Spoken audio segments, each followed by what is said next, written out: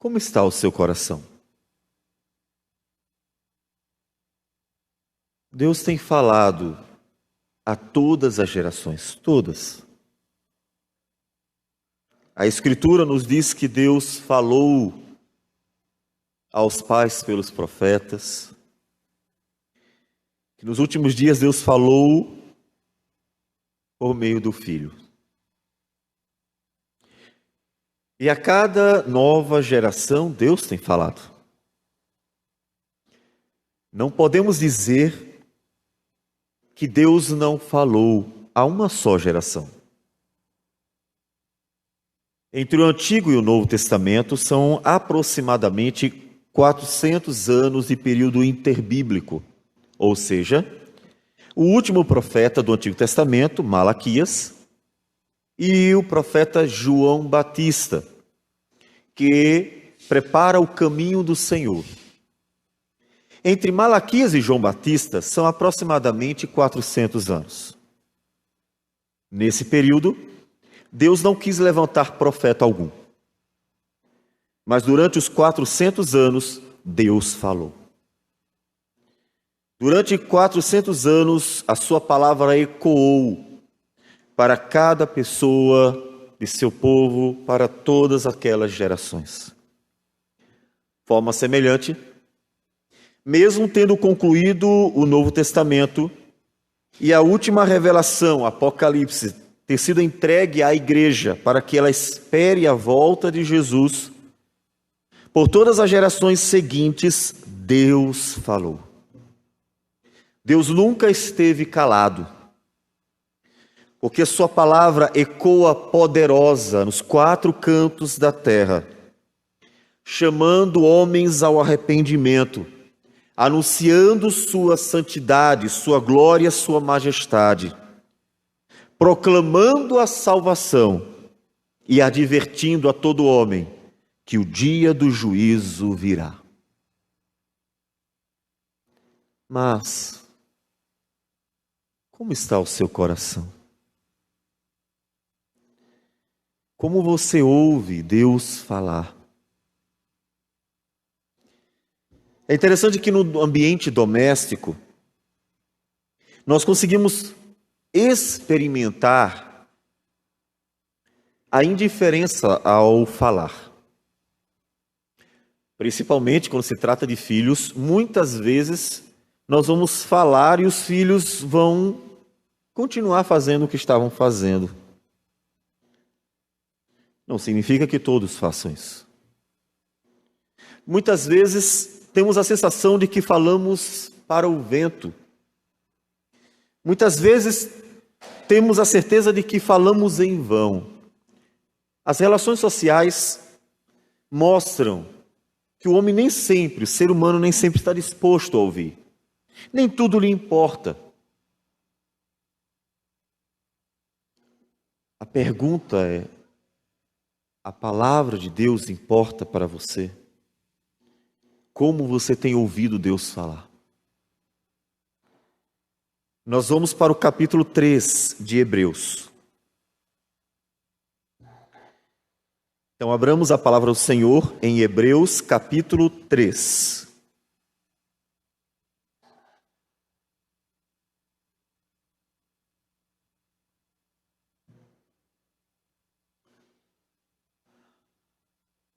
Hebreus, capítulo 3. Nós estamos fazendo a exposição de toda a epístola aos Hebreus. Acompanhe a leitura da palavra do Senhor, capítulo 3 desta carta. Por isso, santos irmãos, que participais da vocação celestial, considerai atentamente o apóstolo e sumo sacerdote da nossa confissão, Jesus, o qual é fiel àquele que o constituiu, como também o era Moisés em toda a casa de Deus. Jesus, todavia, tem sido considerado digno de tanto maior glória do que Moisés, quanto maior honra do que a casa tem aquele que a estabeleceu. Pois toda casa é estabelecida por alguém, mas aquele que estabeleceu todas as coisas é Deus. E Moisés era fiel em toda a casa de Deus, como servo, para testemunho das coisas que haviam de ser anunciadas. Cristo, porém, como filho em sua casa, a qual casa somos nós, se guardarmos firme até ao fim a ousadia e a exultação da esperança. Assim, pois, como diz o Espírito Santo, hoje, se ouvirdes a sua voz, não endureçais o vosso coração, como foi na provocação no dia da tentação no deserto, onde os vossos pais me tentaram, pondo-me à prova, e viram as minhas obras por 40 anos. Por isso, me indignei contra essa geração e disse: estes sempre erram no coração. Eles também não conheceram os meus caminhos. Assim, jurei na minha ira, não entrarão no meu descanso. Tende cuidado, irmãos. Jamais aconteça haver em qualquer de vós perverso coração de incredulidade, que vos afaste do Deus vivo. Pelo contrário, exortai-vos mutuamente cada dia, durante o tempo que se chama hoje, a fim de que nenhum de vós seja endurecido pelo engano do pecado, porque nos temos tornado participantes de Cristo, se de fato guardarmos firme até ao fim a confiança que desde o princípio tivemos. Enquanto se diz: hoje, se ouvirdes a sua voz, não endureçais o vosso coração, como foi na provocação. Ora, quais os que, tendo ouvido, se rebelaram? Não foram, de fato, todos os que saíram do Egito por intermédio de Moisés? E contra quem se indignou por 40 anos? Não foi contra os que pecaram, cujos cadáveres caíram no deserto? E contra quem jurou que não entrariam no seu descanso, senão contra os que foram desobedientes? Vemos, pois, que não puderam entrar por causa da incredulidade. Senhor Deus amado, bendito o teu nome. O Senhor é santo, é justo e é bom. E a tua palavra mostra a tua bondade, nos chamando à eterna e graciosa salvação.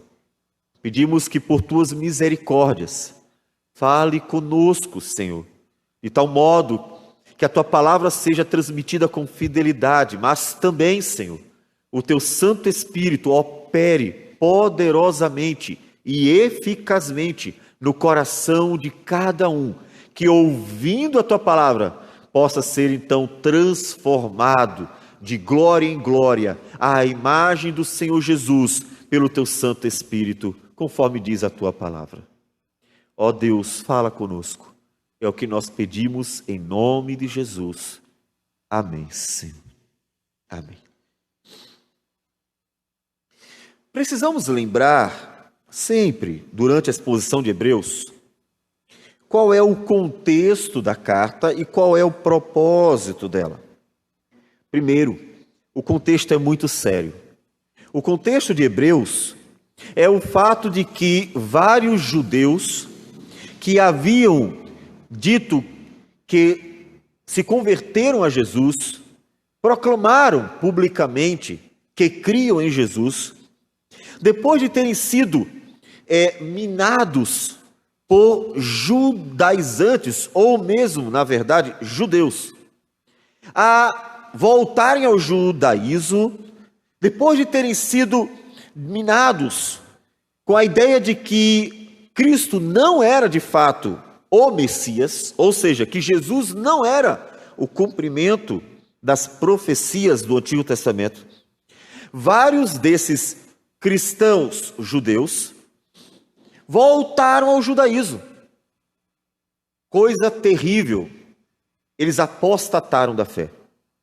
Eles negaram que aquele em quem tinham crido era de fato o Messias prometido. Assim, considerando que os judeus ainda estavam sendo ameaçados, porque vários dentro do judaísmo estavam tentando fazer com que cristãos judeus abandonassem a fé cristã e se voltassem ao judaísmo outra vez, dentre eles levitas, sacerdotes, o autor da Epístola aos Hebreus escreve para mostrar que Cristo é o cumprimento do Antigo Testamento, que o Antigo Testamento apontava para Cristo e que Cristo em tudo se mostra superior a todos os personagens e todas as coisas do Antigo Testamento. Dessa forma, nós temos o autor tentando convencer os cristãos minados pelas muitas palavras a de forma alguma cederem diante da tentação de abandonar a fé cristã. O assunto é muito sério. O que está em questão é a salvação de muitas vidas. E ele trará todos os argumentos bíblicos, inspirado pelo Espírito de Deus, para mostrar que Cristo é, sim, o cumprimento de todo o Antigo Testamento. Dessa forma, nós chegamos ao capítulo 3. E ele começa se dirigindo a irmãos. Observe que são cristãos. Por isso, santos irmãos, que participais da vocação celestial. Ele está se dirigindo para a igreja, santos irmãos. Isso é até importante, porque ele está lembrando quem eles são. Ele está lembrando o papel deles. Sabe quando você quer mostrar para uma pessoa que ela precisa refletir a sua vida, você diz a ela, você lembra o que você jurou, por exemplo?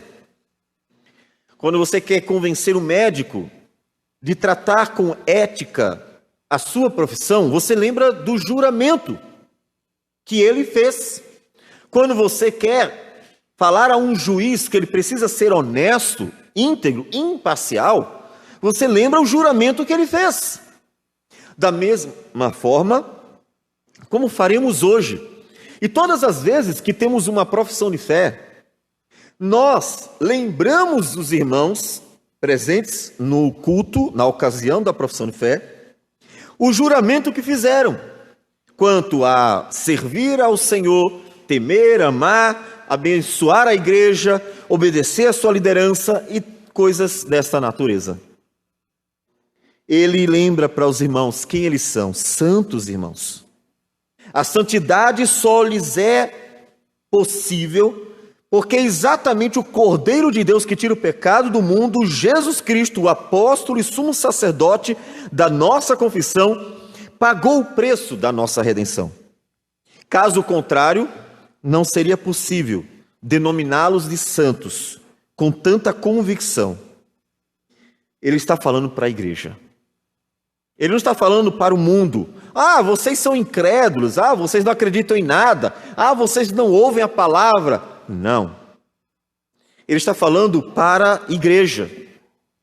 É interessante que toda a Escritura foi escrita para a igreja.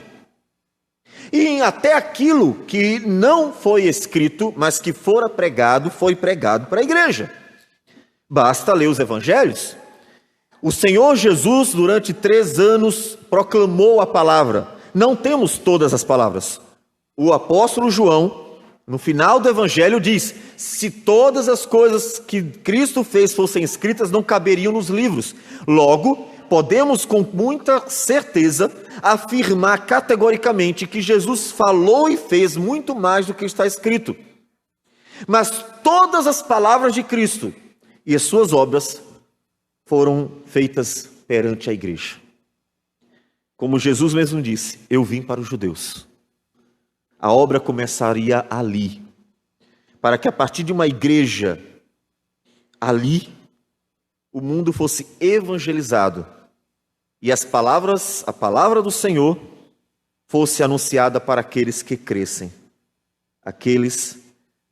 no Senhor. É para você que Deus está falando. Se em algum momento você pensou assim, não tem nada a ver comigo. Ele está falando sobre não endurecer o coração. Ele está falando sobre não provocar o Senhor. Eu sou um cristão, eu sou um crente. Eu só creio. Espero que sim. Realmente espero que sim. Todavia, eu posso afirmar que ele está falando sim para você. Porque no início de sua palavra, o autor aos Hebreus é muito claro. Santos irmãos. Ele não está falando do mundo pecador. Ele não está falando vocês incrédulos, idólatras, pagãos. Ele está falando santos irmãos. Ele está se referindo claramente para a igreja. Logo, podemos deduzir já que mesmo os cristãos devem cuidar de sua própria fé. Que os cristãos devem cuidar de sua vida espiritual.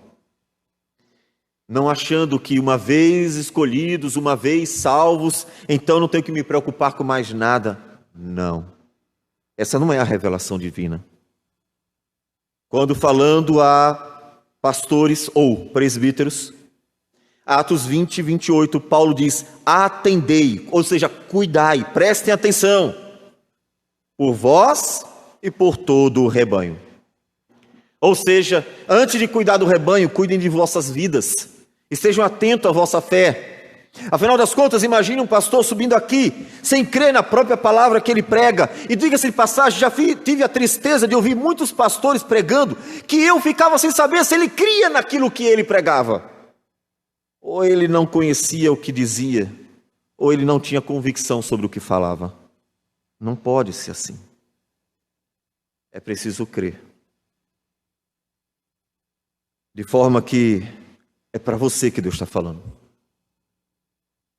Santos irmãos, vocês que participaram da vocação celestial, o chamado divino e todas as bênçãos que Deus dispensa dentro desse ambiente da graça, onde Deus ouve as orações, onde Deus abençoa, onde Deus fala, onde Deus transforma, onde Deus manifesta seu poder e graça, no ambiente da graça, o ambiente em que Cristo Jesus manifesta a sua bondade.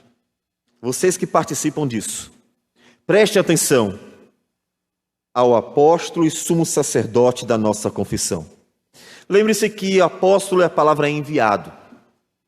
Ela terminou não sendo traduzida na Bíblia, porque denomina um grupo de pessoas enviadas por Jesus e o nome dessas pessoas passou, a denominação passou a ser apóstolos.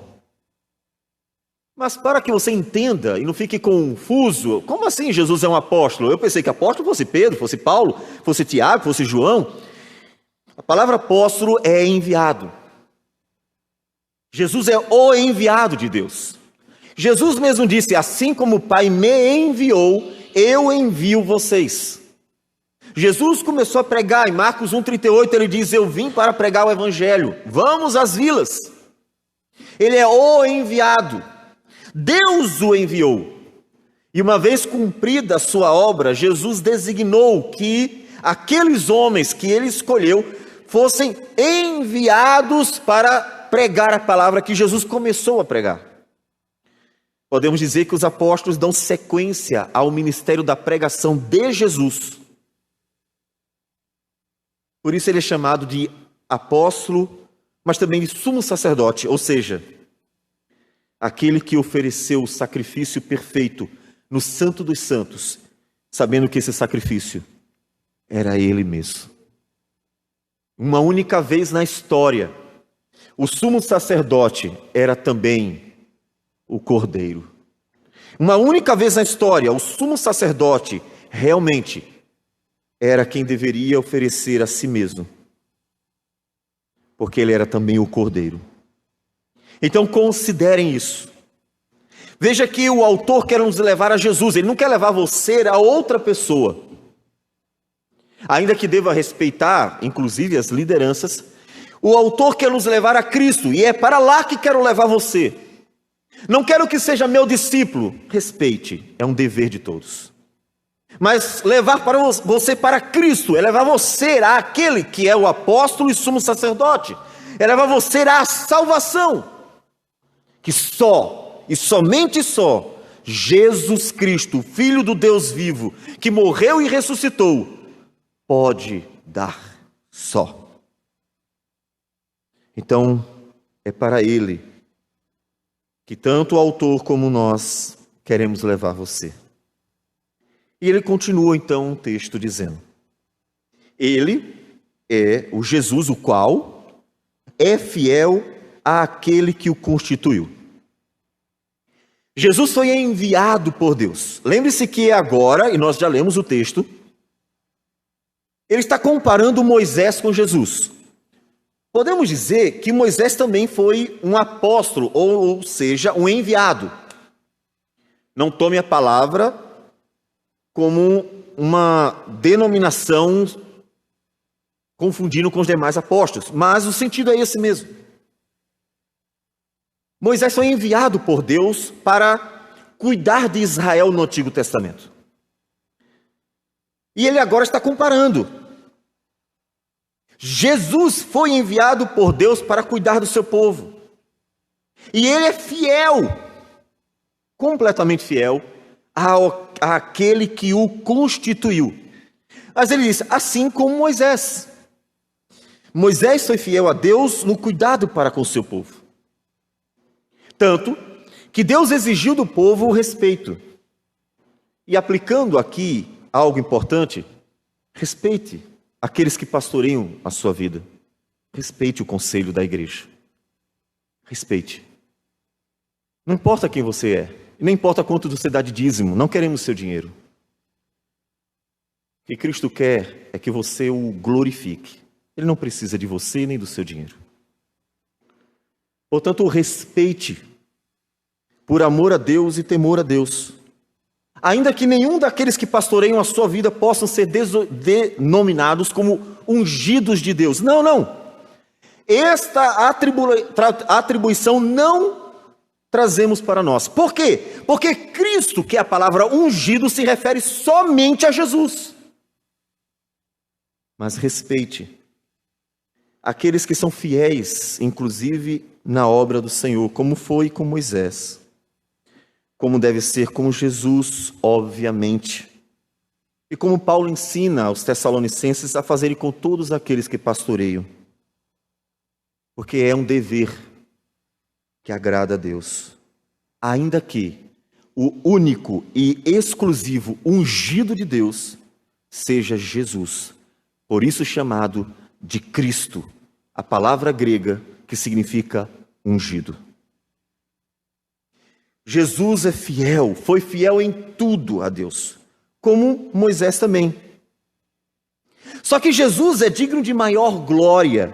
Como disse, o propósito do autor é mostrar a supremacia de Cristo, a superioridade de Cristo sobre todos do Antigo Testamento, para mostrar àqueles que estavam tentando minar o coração dos cristãos com falsas palavras, mostrar para eles que Jesus supera todas as promessas, porque Ele é o cumprimento delas.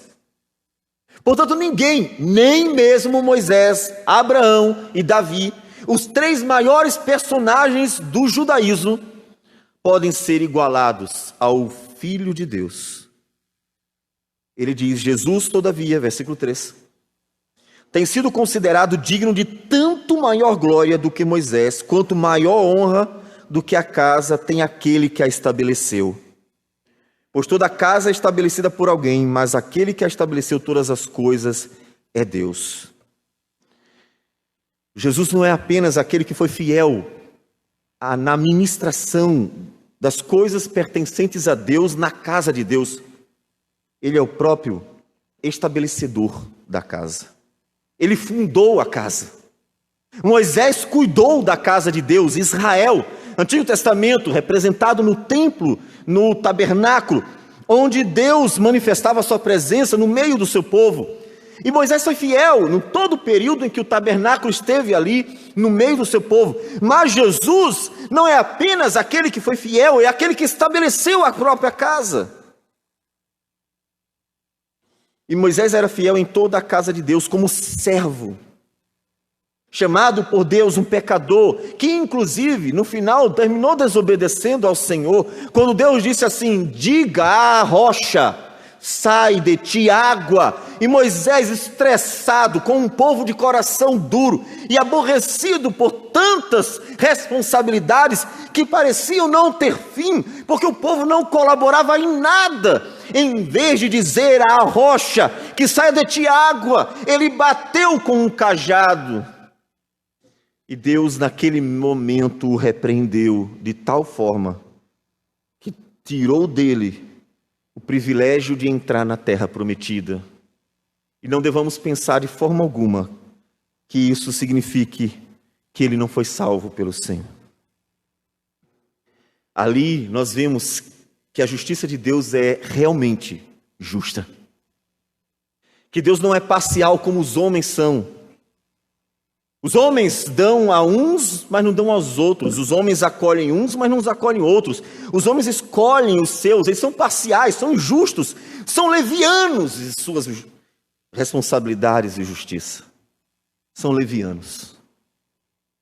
Deus não. Assim como Deus disse para toda aquela geração: não entrarão no meu descanso, não entrarão na terra prometida, porque não creram, conforme vamos ver em Números 14.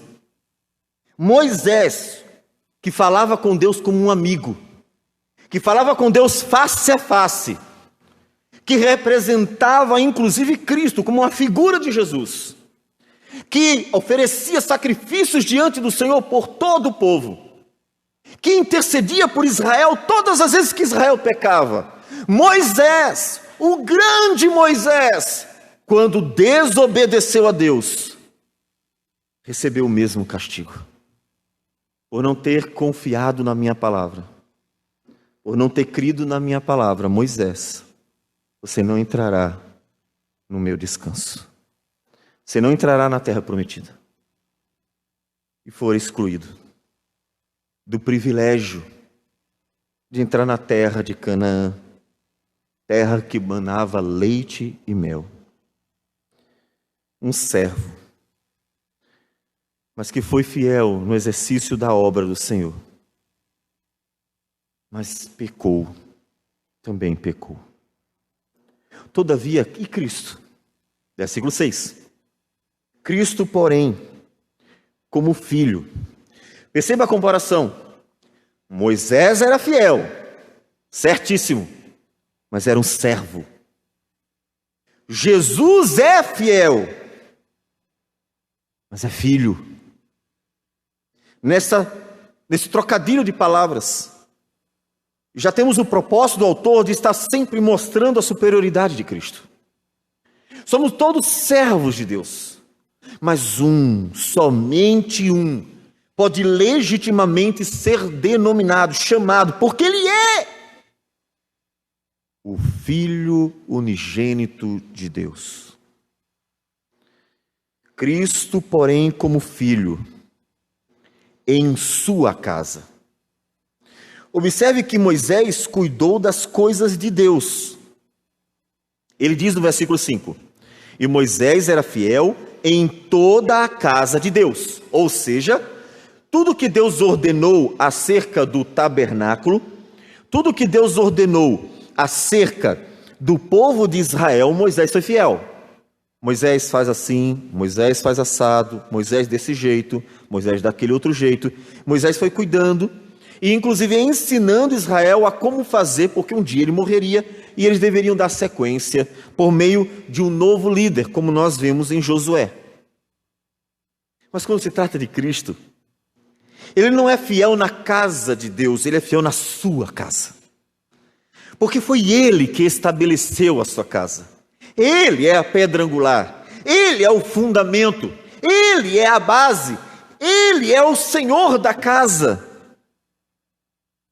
que não é feita de pedras, Não é esse prédio, nem um outro que exista nesses nossos dias, nem o muro das lamentações, ou se mesmo o judeu construísse hoje o templo de Israel, não é esta casa a qual ele se refere.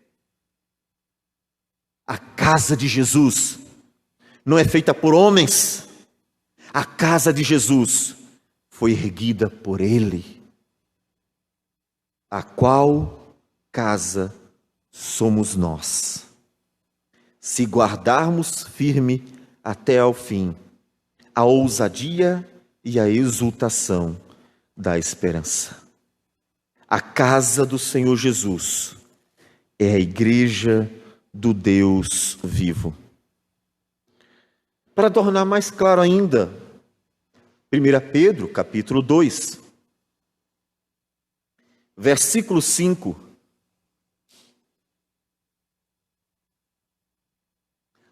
nos diz: também vós mesmos, como pedras que vivem. Pense em tijolos, blocos de construção, seja lá qual for o material. Pense em materiais para a construção de um prédio.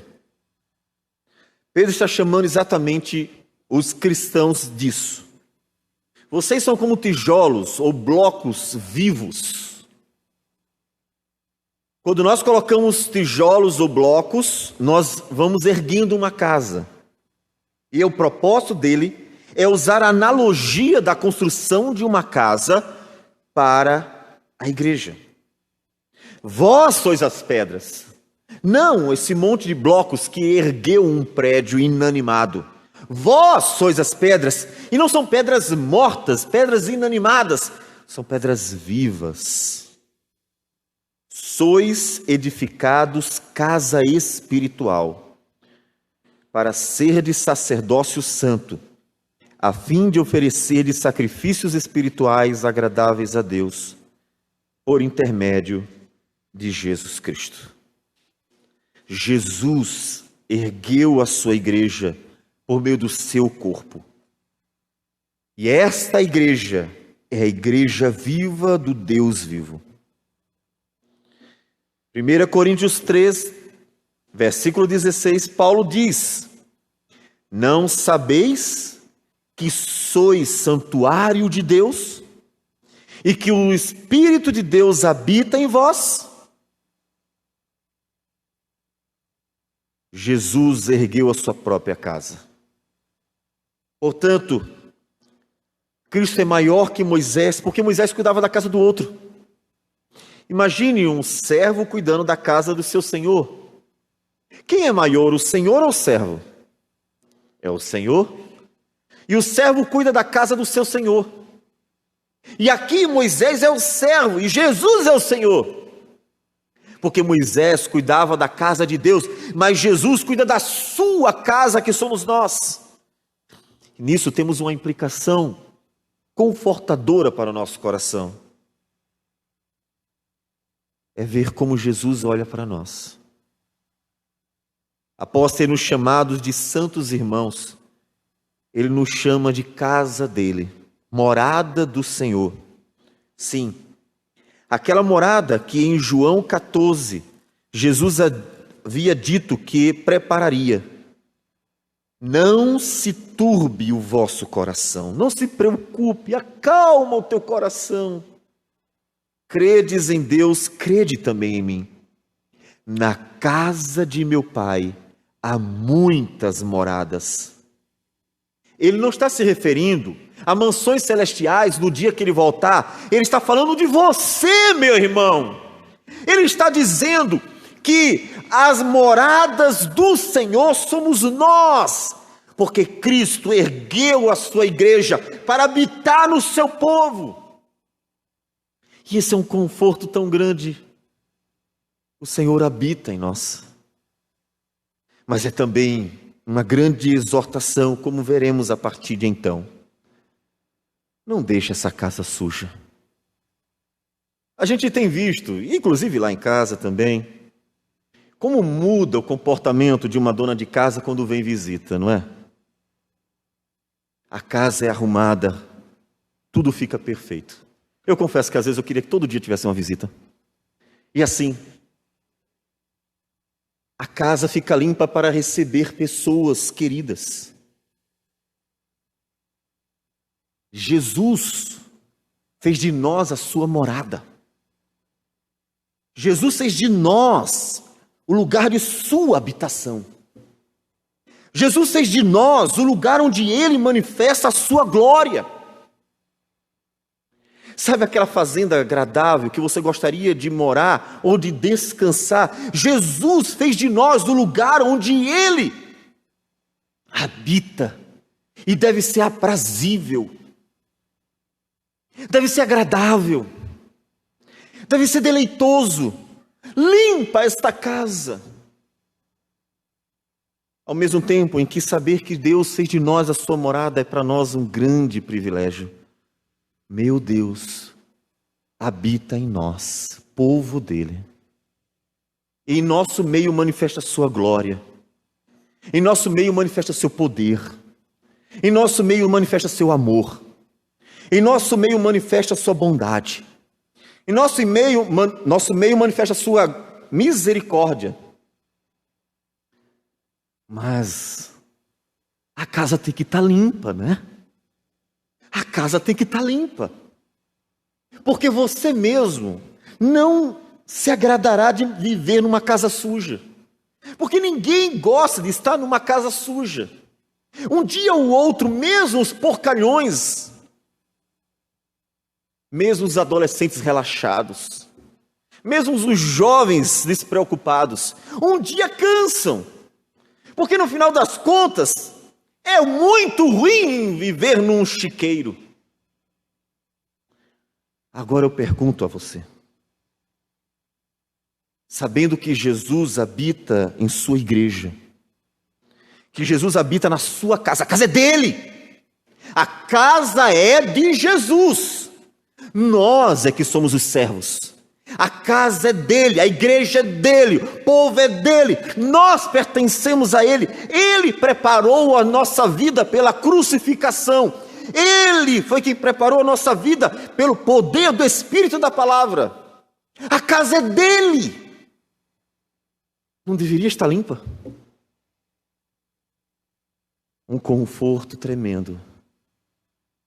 Conhecer o tamanho do amor de Deus por nós, vendo nossa miséria se compadecer de nós. Mas também uma exortação clara: limpe a tua casa, meu irmão, porque ela pertence ao Senhor da glória. Limpa a tua casa. Limpa a igreja do Senhor, cuidando dela. Quando perceber que há coisas ruins e erradas no meio da igreja, limpe. Assim como você, vendo que há sujeira na casa, vai lá rapidamente e varre, joga fora. Vê que há algo molhado, sujo, vai lá e passa um paninho e limpa. Limpe a igreja de Jesus, a começar com a tua vida, como cantamos tantas vezes, a começar em mim. Quebra corações, para que aquele que é digno de toda a glória, para que aquele que criou todas as coisas, para que aquele que nos dá a comida, a bebida e tudo mais que precisamos, e que superabunda em graça e misericórdia sobre nós, possa encontrar em sua igreja uma casa limpa, uma casa brilhando, uma casa aprazível, uma casa agradável, uma casa de descanso, e não um lugar estressante e sujo, porque aqueles que ali deveriam servir para limpá-la estão dormindo ou bobeando. Limpe a casa. É assim que, a partir do versículo 7, ele diz: assim, pois, como diz o Espírito Santo, hoje, sempre hoje, nunca ontem e jamais amanhã, sempre hoje, se ouvirdes a sua voz, não endureçais o vosso coração. Como aconteceu com Israel, não endureçais o vosso coração. Durante a jornada de Israel, ao sair do Egito, Deus conduziu graciosamente o povo pelo deserto até a terra de Canaã. A princípio, uma jornada tranquila, uma jornada relativamente curta, que não deveria durar mais do que pouco tempo. Todavia, mesmo curta, o povo tornou uma jornada cansativa, porque estava sempre reclamando: não gostei disso, não gostei daquilo, quero isso, quero aquilo, não está bom isso, não está bom aquilo, e estava sempre murmurando, como Paulo bem lembra em 1 Coríntios capítulo 10.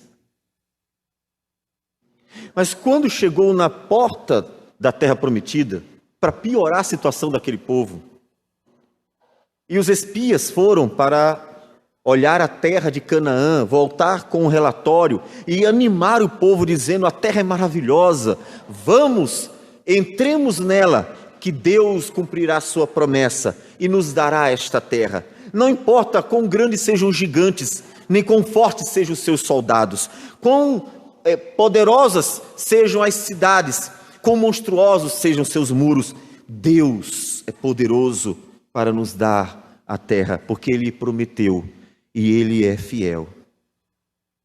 Em vez disso, os espias voltaram vendo tudo, não negaram que realmente viram coisas grandiosas, mas o coração duro, incrédulo, em vez de motivar o povo, desanimaram o povo.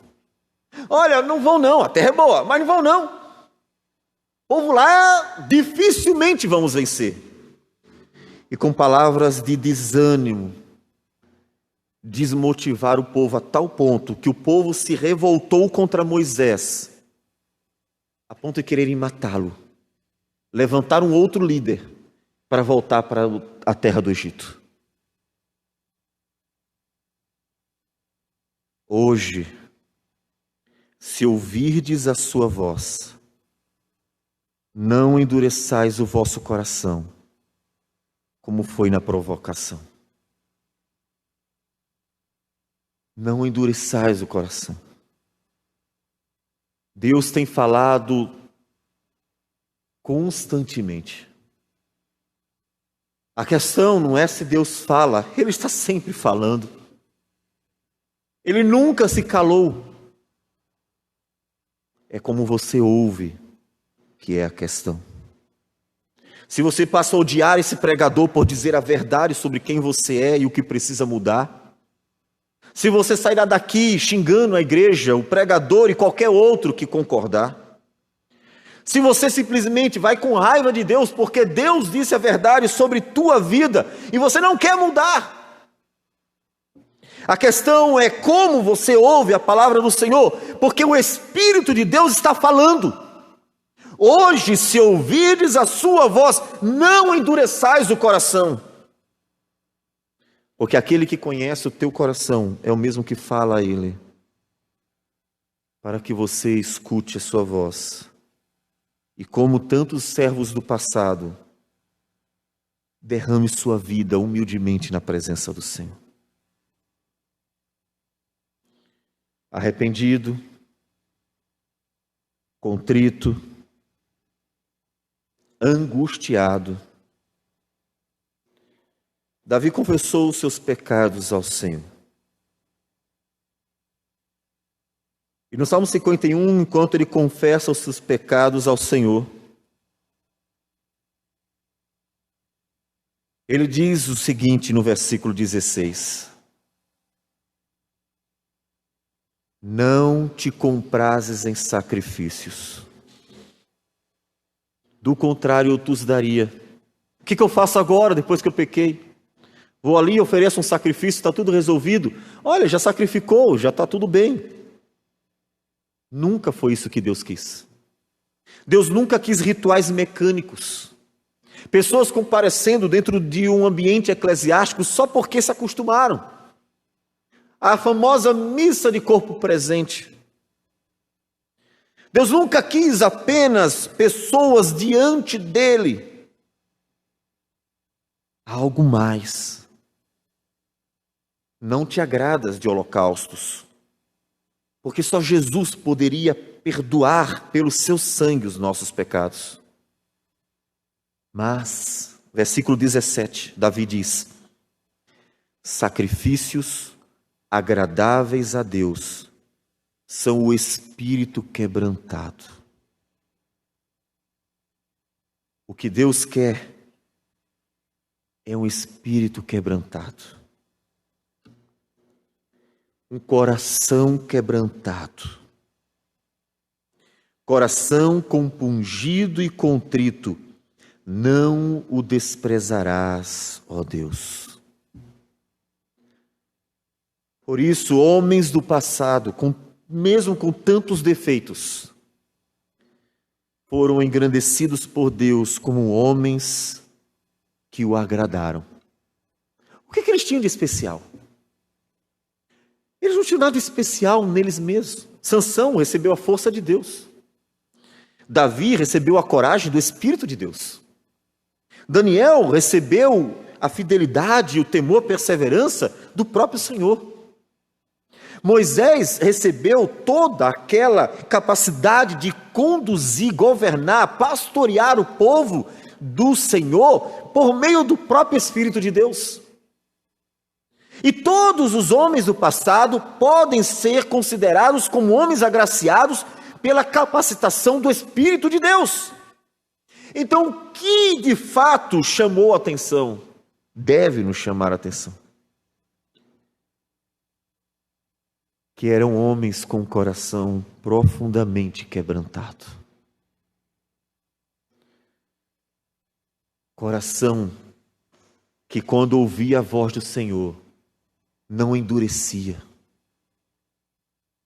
Que, quando ouvia a voz do Senhor, não murmurava. Que, quando ouvia a voz do Senhor, não saía bufando. Que, quando ouvia a voz do Senhor, não se exaltava. Que, quando ouvia a voz do Senhor, não duvidava. Que, quando ouvia a voz do Senhor, se prostrava diante de Deus e se derramava. Se entregava a tal ponto que Deus simplesmente conduzia. Aqueles que são pais aqui concordarão comigo, tenho certeza. Nada melhor do que filhos de coração quebrantado. Que quando você diz assim, meu filho, não é assim, com certa presteza diz, sim Senhor, Pai, me perdoa.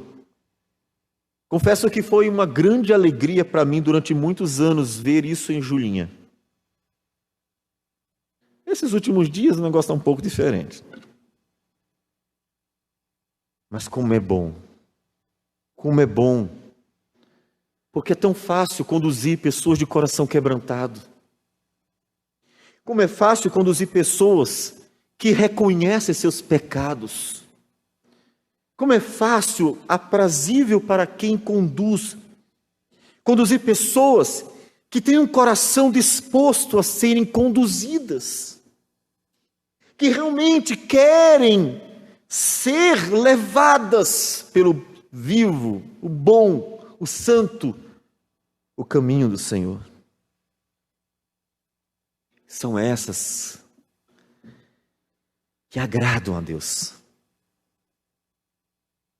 Que, digamos assim, abre aspas, Deus não precisa estar o tempo todo batendo boca, lutando, como um pai que diz assim, não, meu filho é assim, não, o senhor está errado, ah, não, mas olha, desse jeito e tal, não, porque não sei o quê, não, meu filho, você não vai se dar bem desse jeito, não, porque eu acho que é melhor assim, não, o senhor está muito velho, isso e aquilo, e tem N argumentos dentro daquela arrogância de uma pessoa tola e infantil, a imaturidade juvenil. Como é bom conduzir pessoas quebrantadas,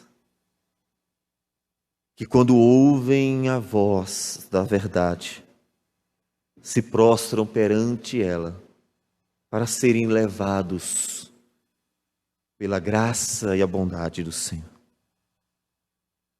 Hoje, se ouvirdes a sua voz, não endureçais o vosso coração. O autor Hebreus, como nós já mostramos anteriormente, nos exortou com algo muito sério. Se Deus condenou homens por desobedecerem a outros homens pecadores, como aconteceu no caso do próprio Moisés e o povo, e tantos rebeldes foram mortos pela desobediência a Moisés, o autor de Hebreus, no capítulo 2, diz assim: vocês imaginam que não vai acontecer nada com aquele que simplesmente despreza Jesus? Se quando um servo de Deus pecador, Moisés, disse da parte de Deus, faça assim, faça assado, é desse jeito, vamos ali, e aqueles que desobedeceram o servo de Deus, Moisés, um pecador, mas enviado pelo Senhor, foram condenados. A terra se abriu, foram tragados. Serpentes apareceram, foram mordidos. Muitos foram mortos das formas mais inusitadas, até que Deus exterminasse toda uma geração. Estima-se 3 milhões de pessoas. O fato é que são 600 mil, considerando os homens, fora as mulheres e as crianças.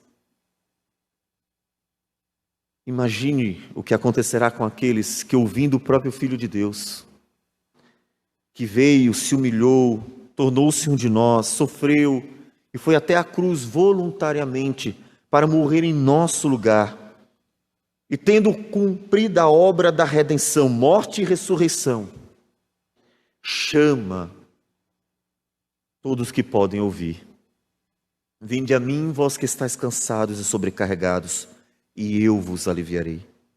Vocês imaginem quando o Espírito de Deus fala hoje, e as pessoas desprezam hoje, o que acontecerá com esses?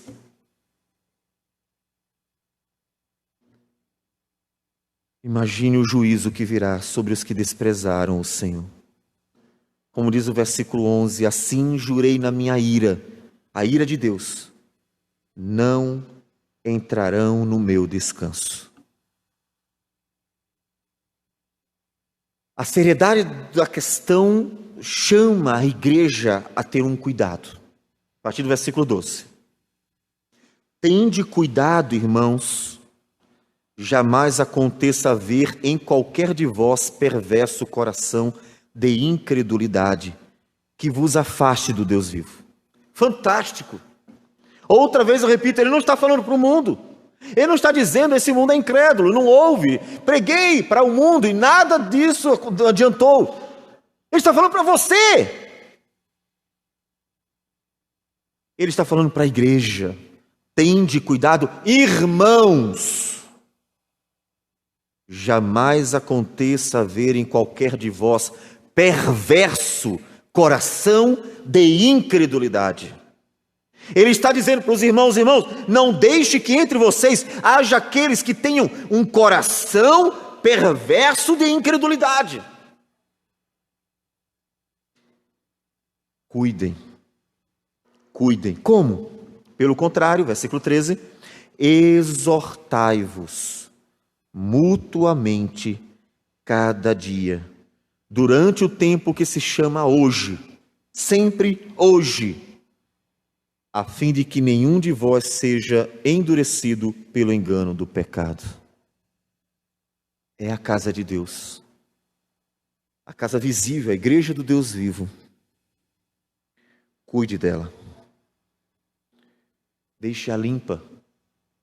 Quando perceber que brotou um perverso coração de incredulidade, que ouvindo a palavra de Deus pregada com fidelidade, duvida, murmura, reclama, bufa e segue seu próprio coração perverso, exorte. Estamos acostumados em nossos dias, e já dissemos isso diversas vezes, por consequência de uma época de individualização de tudo. A idade moderna, ela é caracteristicamente individualista. Até a salvação fora tratada de uma forma tão individualista que o caráter corpóreo dela foi anulado, o que foi um erro. Ele está dizendo: cuide da igreja. Cuide da igreja. Quando perceber a incredulidade, a dureza de coração em alguém, exorte. Não pense consigo mesmo, mas eu vou ser salvo. Eu creio. Pastor, eu estou bem. Aquele ali, o problema é dele, ele que se vire. Mas vai lá resolver com ele, tem nada a ver com isso. Esse individualismo mostra a falta de entendimento do que significa ser igreja. O que significa ser casa de Deus? Não é você que é casa de Deus, é a igreja, é um conjunto. Pedro, em 1 Pedro 2,5 não disse, cada um de vocês é templo do Espírito, ele disse, cada um de vocês é pedra. Pedra, você sabe o que é uma pedra? Pedra é um pedacinho de uma casa, não é a casa. Ninguém constrói uma casa com uma única pedra. Você não é o templo, você é parte dele. De forma que você deve cuidar do verdadeiro templo, que é a igreja, não um lugar físico, o povo. Quando você perceber a dureza do coração, a incredulidade no coração de alguém, dentre os irmãos para quem ele se destina, tende cuidado, irmãos, corra para tirar a erva daninha do coração daquela pessoa. Como quem corre para limpar o seu jardim. Tenho certeza que os irmãos são muito cuidadosos com suas coisas, até mais do que eu acredito. O carro está sujo, vocês lavam. A casa está suja, vocês limpam. Espero eu. Se nasceu mato, erva daninha no seu jardim, você arranca. E ele nos ensina, exortai-vos mutuamente cada dia, para tirar as ervas daninhas. Para que aqueles que deixaram se levar pela perversidade de um coração endurecido, incrédulo, possam ser exortados à fé, possam ser conduzidos a viver uma vida de credulidade e não incredulidade. Exorte, porque o negócio é sério. Versículo a partir do 15 ele diz, repetindo, enquanto se diz, hoje, se ouvirdes a sua voz, não endureçais o vosso coração, como foi na provocação. Ora, e agora ele tece uma série de perguntas, reflita você. Quais foram os que, tendo ouvido, se rebelaram? Quem foi que se rebelou contra Moisés, contra Deus? Não foram os incrédulos? Não foram, de fato, todos os que saíram do Egito por intermédio de Moisés? Não era a igreja. Era a igreja. Quem saiu do Egito era o povo de Israel. Não foi o egípcio, não foi o caldeu, não foi o assírio. Era Israel. Israel saiu do Egito pelo poder de Deus, manifesto pela vida de Moisés. Quem endureceu o coração? Israel. E contra quem Deus se indignou por 40 anos? Não foi contra Israel. Não foi contra a Síria, contra a Medo-Persa, contra o Egito. Foi contra Israel. Não foi contra os que pecaram, cujos cadáveres caíram no deserto. Não morreram todos eles por causa da incredulidade. E contra quem Deus jurou que não entraria no seu descanso, a terra prometida, não foram os incrédulos? Quem foi que não pôde entrar? E por que não entraram? Portanto, ele está chamando a sua atenção. Não duvide. Quando Deus julgar também a sua igreja, encontrará nela muitos de perverso coração de incredulidade, que ouvindo continuamente a voz do Espírito Santo ecoando pela palavra, mantiveram o coração duro. E são esses que diante da terra prometida, o novo céu e a nova terra, que haverá de ser trazida para nós, serão rejeitados. Portanto, hoje, se ouvirdes a voz do Senhor, não endureçais o coração, para que você não seja rejeitado também, meu irmão. Porque Deus fala graciosamente para que todo aquele que tem ouvidos ouça o que o Espírito diz à igreja. E ouvindo o que o Espírito diz à igreja, se lance aos pés do Senhor Jesus, para que Ele nos conduza como um bom pastor que Ele é, e nos leve pelas águas de descanso, a fim de que o Senhor seja glorificado em nossas vidas. Se você ouvir hoje como está ouvindo a voz do Senhor, ecoando graciosamente e poderosamente, faça o que Paulo disse. Já não sou eu quem vive, mas Cristo vive em mim.